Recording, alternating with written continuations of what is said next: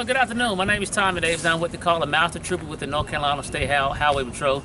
As you see, we're here at East Garner Magnet High School, and our basic point here is to talk to the kids about our career. If you know anybody who's 21 and older, you need to come see us, okay? But what behind my here is my 2014 Dodge Charger. What we got posted on on top of my hood is no texting, just driving. Here in North Carolina, we have a major issue when it comes down to our teen fatals. Right now in the state, we have a total of maybe about, I think it's about to count now, like 45 teenagers that were killed here in the state of North Carolina, and this is just the month of April. So with that said, our goal is to reduce our fatalities and our injuries here in the state of North Carolina. So with that said, I appreciate you all allowing me to come out. Feel free to go up on our website, the North Carolina State Highway Patrol, where you can get a list of other things up there, okay? Good talking. Hey, good morning. I'm Tyler McNeil with Clayton Police Department. I'm also instructor with Street Safe.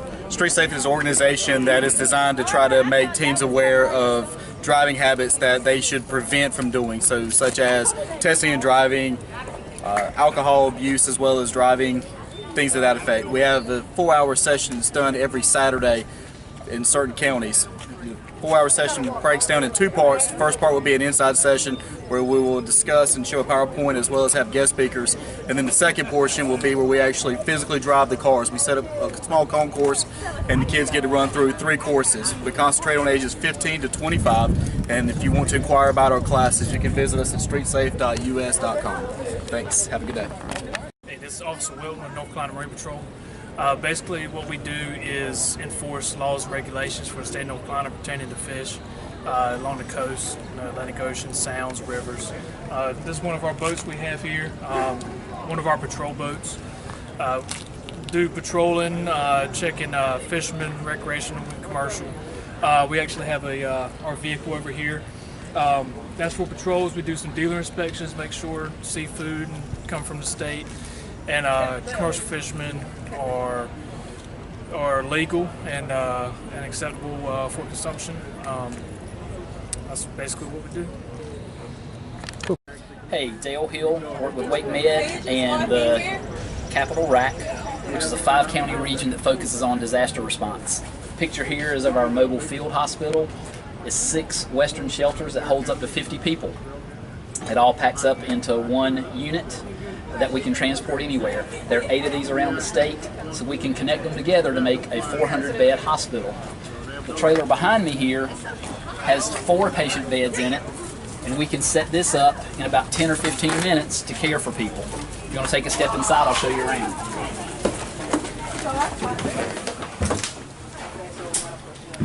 As you can see, we've got 4 patient beds in here. Each bed has oxygen to it. We've got portable equipment that we can use, portable ventilators, heart monitors, other devices that we can use to care for folks in the event of an emergency. And again, the advantage to this is that we can have it set up in 15 minutes versus the field hospital, which would take about 2 hours.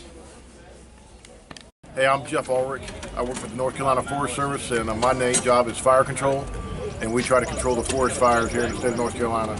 We also do forest management and try to help farmers grow trees and produce more trees for their farms. And we do a lot of programs for schools trying to educate students about forest fires and what the Forest Service does.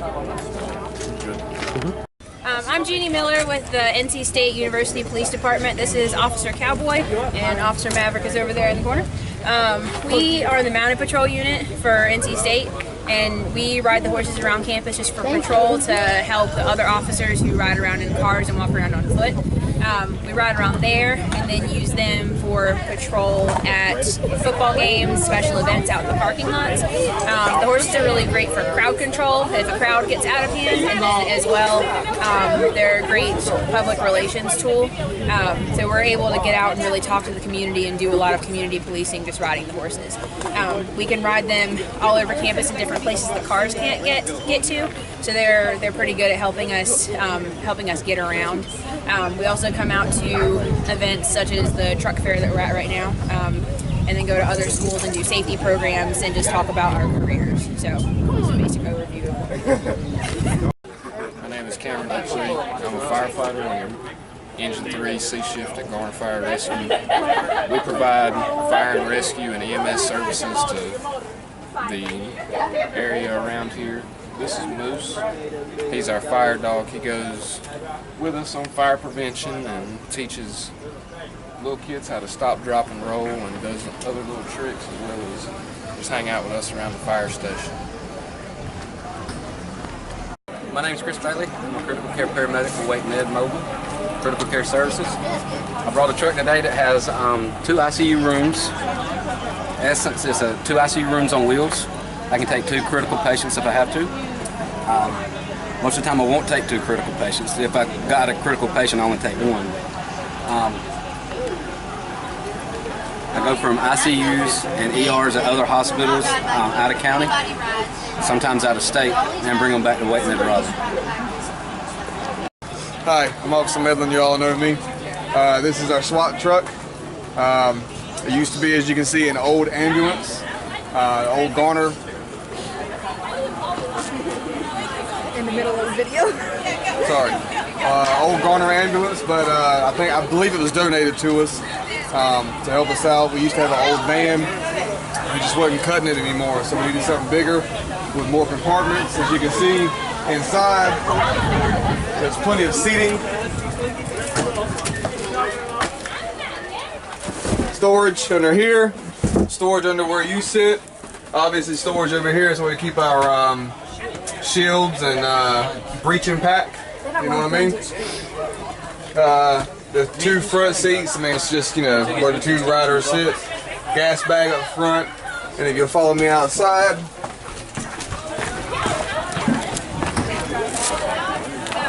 What's up, man? What's up, man? You doing all right? Hang on, guys. I got keys for Lord.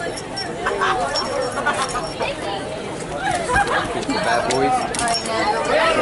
So you get the inside breaching pack. Shields, you can also get it from the inside out there, or inside.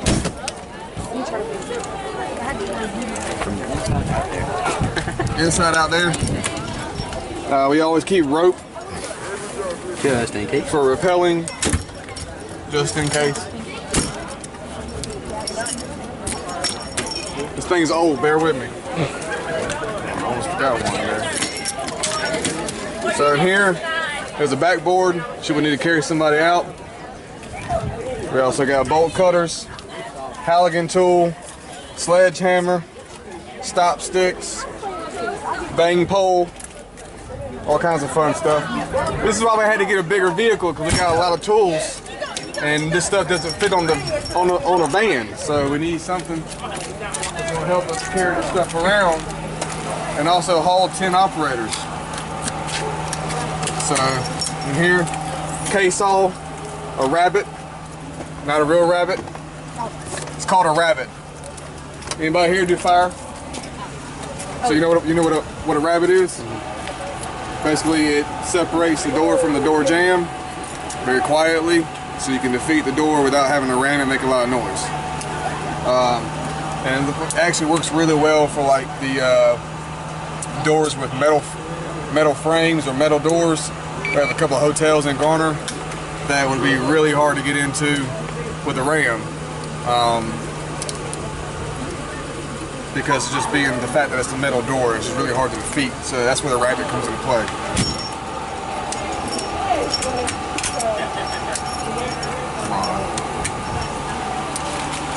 be honest with you, I don't know what's in here.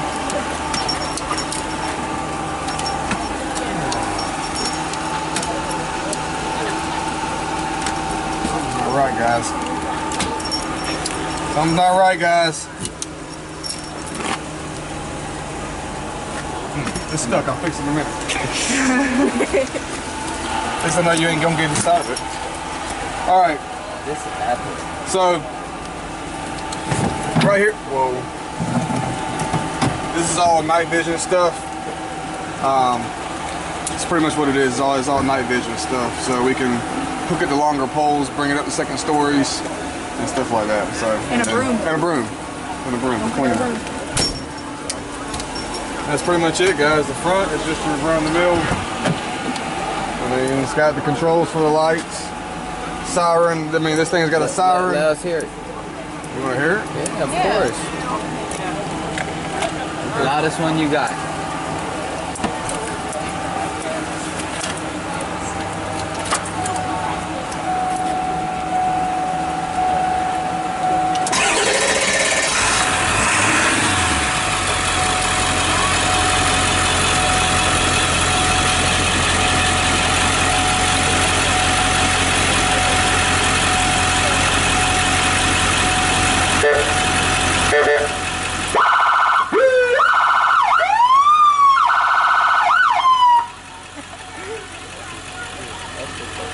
That's nice. Alright, I think you can stop. Good morning. I'm Staff Sergeant Keith Warzon. I'm the National Guard recruiter here for Garner High School, and we're out here today helping out with the truck fair. Happen to bring a NASCAR with us. That's a show that we have to be able to travel around to different high schools and different events in the area. And I help out with the ROTC department, and my job is to help young minds to make better decisions for their future, and so they can do part-time service while going to college or whatever they decide to do. So if you have any questions, feel free to get in touch. How you doing? I'm Officer Jay Call with the Raleigh Police Department, currently assigned to Youth and Family Services. Today I came out to talk a little bit about the Raleigh Police Department Explorer Post program. It's a program designed for young men and women ages 14 to 20 have a desire to learn about law enforcement. We show them a lot of things that we do on a day-to-day basis as far as law enforcement is concerned. And some of our graduates from our program actually go on to college. They go into the military, they get law enforcement jobs and things of that nature. Since I've been running the program, this is what I promise you. I won't promise you a career in law enforcement, but I do promise you to be a better you. So that's one of the things that we're doing out here today. I want to thank Gardner High School for allowing us to come out, share some information with these young adults that's going to be running the future, running this country in the very near future. So appreciate them for that. All right, so I'm Jeff Hammerstein with Wake County EMS Assistant Chief. I was a paramedic for a long time on an ambulance, so I'm going to take you inside and show you around this one. This is actually a brand new ambulance. This particular one has not even been on the road and taking care of any patients yet, but it will very soon, and it will be very busy when it does. So the main part of an EMS fleet, of course, is an ambulance. It'll be staffed by either 2 paramedics or a paramedic and an EMT. We arrive at the scene of wherever you may call us for. We're going to have equipment like this heart monitor and a bag with medications and other supplies, and go straight to that patient's side and begin assessing them for whatever problem there may be, whether it's a medical problem or a injury of some type. From there, we can start treatment, get them moved to the ambulance, continue treatment, and get them on to the hospital. So typically we have everything we need in those portable packages. In an ambulance also we have a lot of backup supplies, which is what all this cabinet space is for. So as we put medications and other supplies in here, on the way to the hospital as we're treating, we can either use these out of the cabinets or use them straight out of those portable bags and take care of them that way. Along the way to the hospital, we're going to give them a call on the radio, let them know what our patient is and what we've done for them thus far and how they're doing in general. We can also, in certain cases, particularly with heart-related cases, we'll use this heart monitor to send a 12-lead EKG to the hospital so they know what to expect. But as you can see there's a laptop computer. So what that does for us in the front is when the 911 center gives us a call, it's going to come over the radio and we'll hear it, but it also will populate that laptop with all the information associated with that call. Who it is, where it is, what kind of problems they're having, and then the routing to get there. So all the GPS routing will be built into that laptop and take it straight there. The 911 center will continue to talk to them as we're on the way, get more information, and they can continually send updates to us as we go. So we'll walk around and take a look on the outside a little bit.